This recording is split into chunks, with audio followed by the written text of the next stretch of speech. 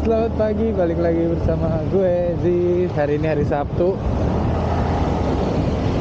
Ketinggian lagi anjir. Hari ini hari Sabtu, gue gak tahu mau topik apa. Sekarang jam 7.07. Siri, next song. Oke. Jujur sih Sabtu tuh enaknya sebenarnya ngablu gitu ya, bangun siang tapi ini harus ngantor itu oke. Hari ini enaknya bahas apa ya, sebenarnya agak ngawang sih jujur, agak ngawang kepala gue karena kemarin habis apa ya, nyari replacement buat naro iklan di salah satu placement iklan.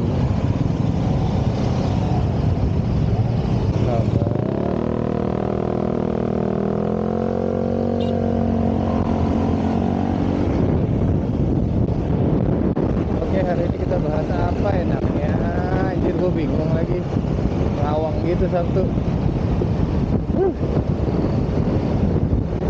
Creativity proses kali ya, creativity proses enggak juga. Oh, boring nggak? Oh iya, graphic designer tuh bisa jadi apa di Indonesia? Jujur gue nggak tahu. Soalnya apa? Gue hampir 10 tahun kali ya start di graphic designer. Bahkan gue sama teman gue pun hampir apa ya bahasanya ya, hampir selalu di fase dimana setiap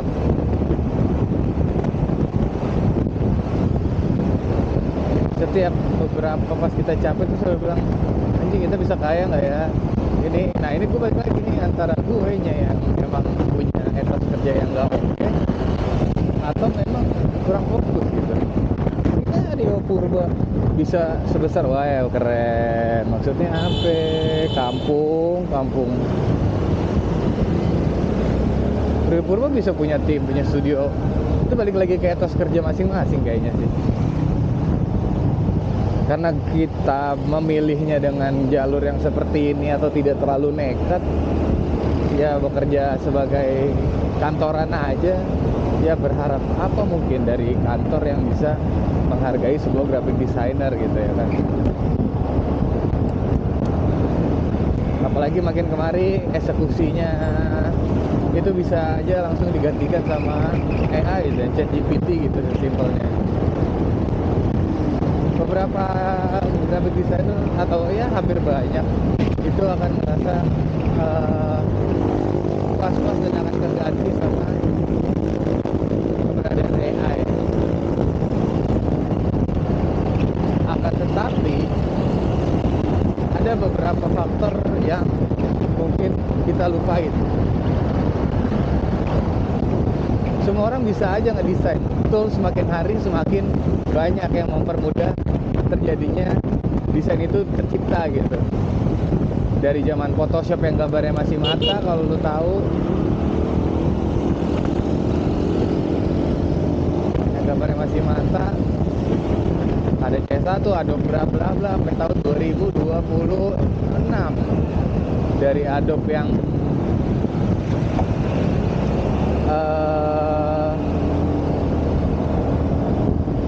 nggak ada AI, dan sekarang di Adobe pun ada Adobe Firefly yang bisa ngebantu kita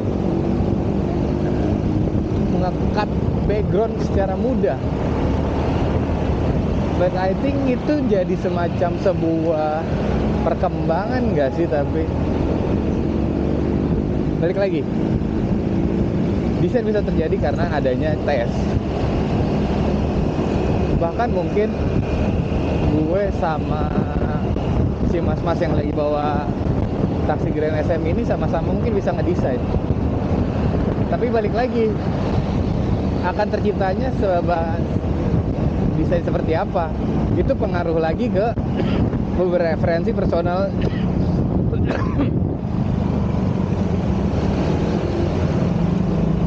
Balik lagi ke referensi personal desainer. Dia sering nonton apa, dia sering lihat desain apa, dia sering makan apa, dia tertarik untuk membeli sesuatu karena desain seperti apa, itu akan turun di terapan setiap manusia. Nah, sedangkan AI langsung lu minta buat, bikinin kayak gitu. Dia tuh dia punya experience of life dan tidak punya rasa dan jiwa terhadap desain itu akan terjadi. Gue gak ngerti bahasanya, tapi gue pikir akan seperti itu ya. Karena sesimpel ya sekarang semua orang bisa jadi desainer lah ya. Gue setuju aja. Ya gue setuju semua orang bisa desain, it's okay. Tapi desain dan karya itu objektif banget itu. Subjektif apa objektif lah, personal banget gitu. Gue suka desain ini, bahkan si King Coil, kenapa bisa tercipta desain seperti itu. Terus sebelahnya Spring, gue curiga itu adalah satu institusi atau entah mungkin satu orang atau satu kolektif, karena style desainnya sama gitu. Atau siapakah pelopor membuat desain logo-logo si kasur itu seperti itu ya kan. Kalau yang ngedesain misalnya Farid Stevi, apakah mungkin King Coil akan seperti itu ya kan, kayak gitu. Mungkin. Nah, balik lagi, desainer bisa kaya nggak bisa aja. Balik lagi kayak etos kerja masing-masing ya kalau itu. Terus graphic design itu bisa jadi apa sih ke depannya? Nah, balik lagi, lu memilih untuk jadi graphic designer aja, eksekutor, atau you wanna step up and you jump into another creative field. Iya, mungkin gitu ya. Sebenarnya eksplorasinya kreatif tuh banyak gitu, but if you put your lu memilih untuk berdiri sebagai as graphic designer, ya nggak apa-apa juga. Balik lagi, lu bisa kaya apa nggak bisa banget. Lu pilih lagi tuh graphic designernya, lu mau ngerjain apa. Kalau di luar tuh banyak spesialisasinya, bahkan spesialisasi logo pun ya gampangnya gini lah. Orang bisa tahunya graphic designer bisa kaya karena logo bisa banyak, logo bisa kaya beratus-ratus juta kalau dibuatnya. Indikator kesuksesan desainer mungkin dari desainer logo. Atau kalau orang yang nggak tahu desain, oh bikin banner ya segala macam. Nah, atau kalau sekarang mungkin oh iya bikin sosmed ya. Bahkan yang bikin feed story atau Instagram sekalipun sekarang bukan graphic designer lagi, tapi bagian dari konten kreator termarkom. Nah, memilih, mungkin graphic designer bisa lo mulai start dari graphic designer, tapi karir lu bisa berkembang kemana aja gitu. Anjir, dari orang yang ngomong gue juga sekarang jadi sebagai apa gitu. Lu kalau lagi di jalan gitu, lu kenapa bisa makaroni ngehe bisa stylenya kayak gitu, terus ditelusurin lagi, kenapa selalu warnanya merah? Ada McDonald, ada KFC, kenapa harus warna merah? Nyambung ke makaroni ngehe. Dulu ada di era sebelum ada makaroni ngehe itu ada Karuhu nama Maichi, warnanya merah juga.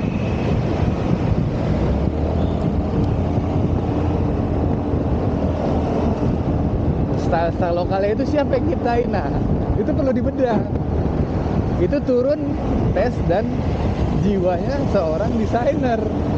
Kalau misalnya AI bisa menggantikan itu, mungkin kita lah yang membentuk AI itu memiliki personality seperti itu. Mungkin AI itu jatuhnya kayak anjing, gua nggak tahu, tapi kayak when you use ChatGPT frequently atau sering gitu, itu dia akan mengambil jiwa lu secara tidak langsung. Balik lagi, ChatGPT-nya itu, AI-nya itu lu jadiin, lu pakein sebagai apa? Eksekutor kah? Kreatif strategis kah? Atau semacamnya? Karena dia akan ngebaca gimana cara kerja lu menggunakan AI itu.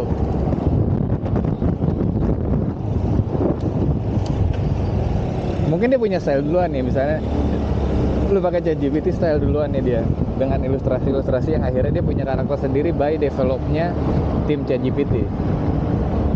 Sekarang makin berasa kalau orang udah tahu dan udah sering menggunakan ChatGPT, itu akan tahu stylenya ChatGPT tuh ngeluarin hasil visual yang kayak gimana generatifnya. Contoh, lo lihat kalau lo sering menggunakan orang-orang human di ChatGPT. Kalau lu sering menggunakan atau membuat atau menggenerate human di ChatGPT, lu akan tahu karakternya. Kalau di ChatGPT orangnya itu agak chubby dan postur tubuhnya itu panjang di perut. Dia selalu punya karakter, wah shit, gue lupa ini kerekam apa enggak. Dia akan selalu punya karakter yang kakinya pendek, kartunis banget, kartun menjadi human. Nah, grafik desain ini bisa jadi apa? Bisa kayak nggak bisa, balik lagi ke orangnya. How you rate your design to your client? Bentar, kok gimana caranya graphic designer bisa kaya? Jual desain lo dengan harga yang pas dan banyak terapan. Desainnya gimana jualnya, bang? Banyak. Kalau gue sendiri sih jarang banget menjual desain gue secara mass. Balik lagi ke pilihan masing-masing. Lo menukarkan paketan dalam diri lo into graphic design ke corporate atau ke setiap corporate yang banyak. Pilihannya ada di situ. Tapi kayaknya kalau lo graphic design di satu tempat atau lo kerja sebagai graphic design, ya gaji lo kan tetap segitu. Dan lo berharap orang akan membayar lu tinggi lagi. Enggak juga, yang ada kerjaan lu makin banyak dan rate lu akan segitu. Mungkin kalau dilihat beberapa orang yang bisa jadi graphic designer bisa kaya adalah dia menghidupkan personal brandingnya dia gitu. Selain personal branding, dia juga menghidupkan tesnya dia. Dia punya karakter apa, dia punya style apa, itu akan nanti ketemu jodohnya. Gue selalu percaya setiap apa yang kita ciptakan atau kita keluarkan dari diri kita sendiri itu sebagai anak deh. Like father, like son gitu. Apapun itu. Lu membuat desain dengan karakter dan dengan seringnya lu melihat desain kayak gitu. Lu punya referensi ABC, ABC, ABC. Kalau lu start pertamanya belajar masuk graphic design sebagai YouTube banner, lu akan mencari referensi dari YouTube banner. Dan habis dari YouTube banner lu memilih nontonnya YouTube siapa. Ya kan? Lu akan suka tuh, selera lu tuh ada di situ tuh. Sumpah tuh. Ke hasil karya desain lu. Sesimpel, lu suka misalnya Deddy Corbuzier dengan logo close the door yang kayak gitu. Atau siapa ya? Gua sih jarang ngeriset kalau YouTube cover ya. Lu ngelihat sesimpel gini deh, yang gampang banget sekarang.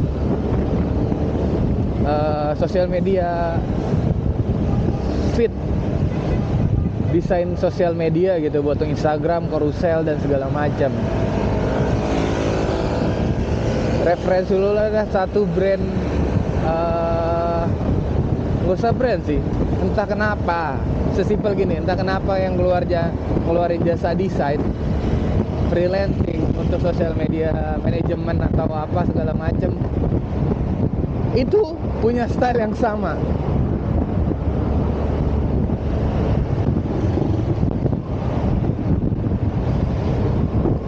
Dari berbondong-bondong berbanyak kreatif studio, personal kreatif studio itu, semua desain yang dia jual tuh hampir sama. Kenapa desain menjadi menarik? Ini. Nah, balik lagi. Sama. Balik lagi ke referensi lu. Lu start jadi graphic designer. Lu belajar dari Rio Purba. Terus lu belajar dari desainer cilik yang Bali itu, gue lupa. Lu akan turun tuh tesnya dia, rasanya dia, yang dicampur sama DNA lu lagi. Makanya dari salah satu buku Still Like an Artist itu dia mengajarkan ATM-nya itu adalah dari 10 referensi atau role model lu pelajarin, lu ikutin semua caranya dia, lu pelajarin. Misalnya sesimpel Faris Tevi misalnya sesimpel Faris Tevi punya gaya desain yang agak raw, punk, dan kopi base itu di apa ya, gue nggak ngerti nama stylenya, tapi raw British bla bla bla. Akhirnya keluarlah logo filosofi kopi. Dan kalau lu perhatiin logo Maiji juga kalau nggak salah itu Faris Tevi. Dan kalau lu tahu Faris Tevi itu adalah desainer logo dari kereta api tahun berapa gue lupa.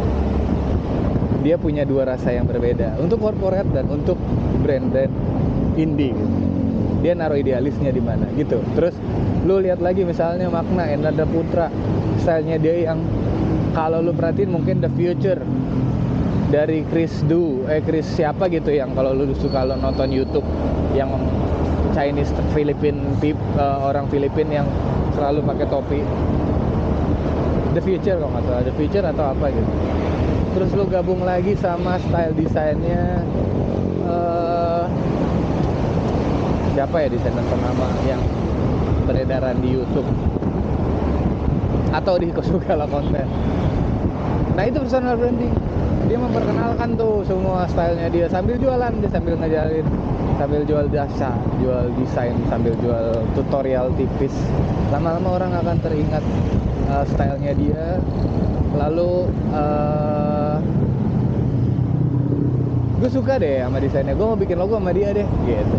Orang tertarik tuh jadinya, berapa kah bikin logo di dia, dikasih rate untuk UMKM untuk kelas perusahaan apa, dan itu perlu menatakan rate. Kenapa desain cuma desain? No, you must learn about business, you must learn about strategic, you must learn about psikologi dan everything. Itu lu bisa tumbuh kemana aja.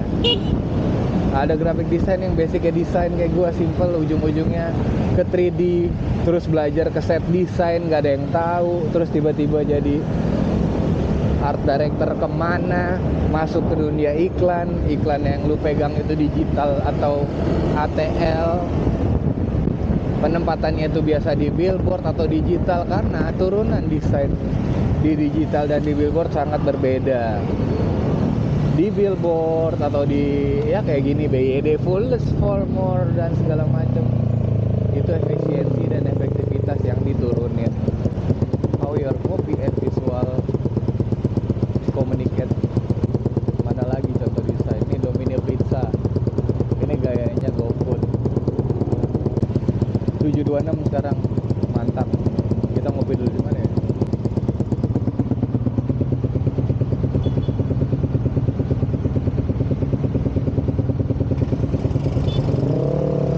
Lanjut balik ke tadi, desainer yang megang ATL sama digital itu punya rasa dan efisiensi layouting yang sangat berbeda. Kalau kita digital banyak semua copy text. Nah ini yang tadi gue bilang, ini style ChatGPT. Kalau lihat Grab, kita masuk materi ke ATL ya kan, itu efisiensi visual itu sangat pengaruhi perkawinan komposisi antara teks dan visual itu kayak gimana. Di era dulu copy nggak mungkin sebanyak ini dan sebesar ini. Sekarang kalau dilihat-lihat padat, bingung.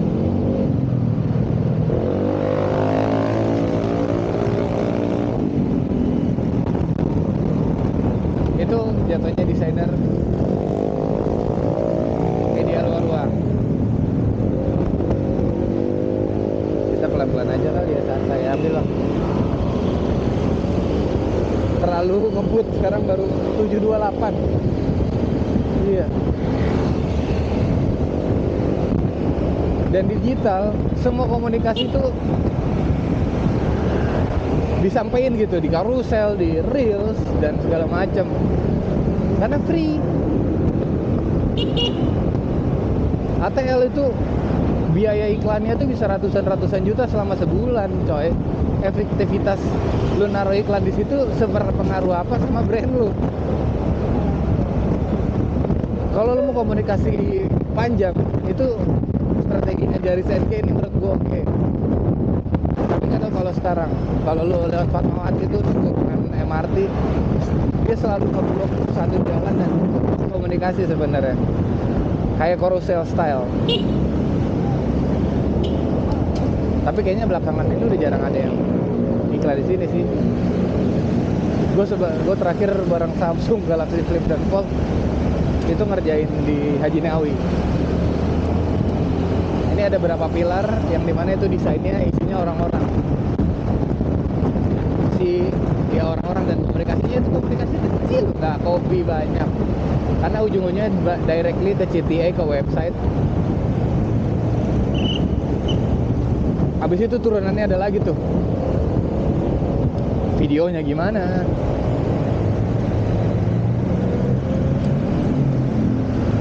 Ya itu kalau basicnya periklanan.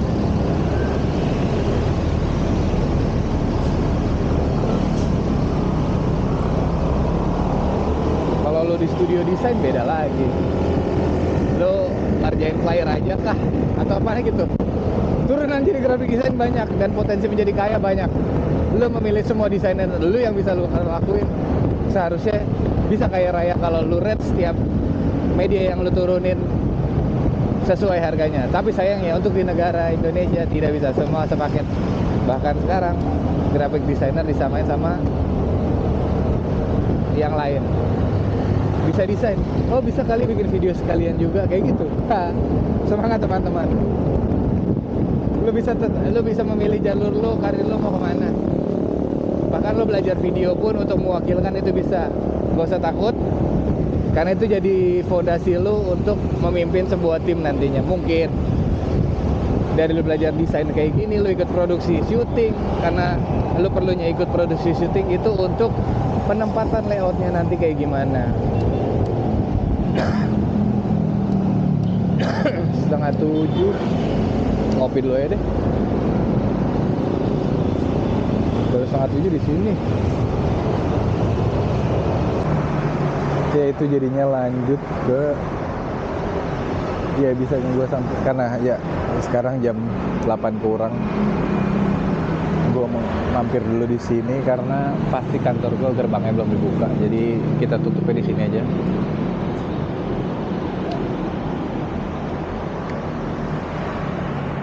Mungkin nanti ada lanjutan ceritanya, turunannya yang harusnya gue perdalam dulu materinya, grafik desainnya turunannya apa aja yang perlu dibahas secara dalam, karena panjang banget.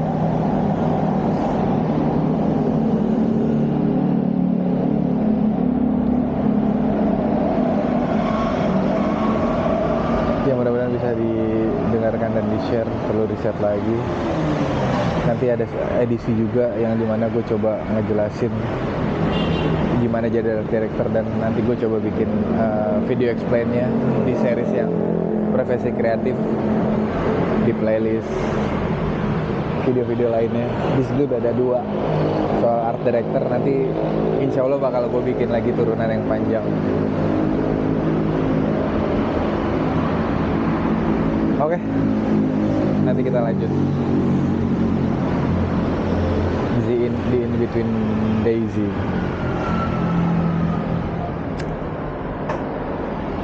Gua ngasih dulu.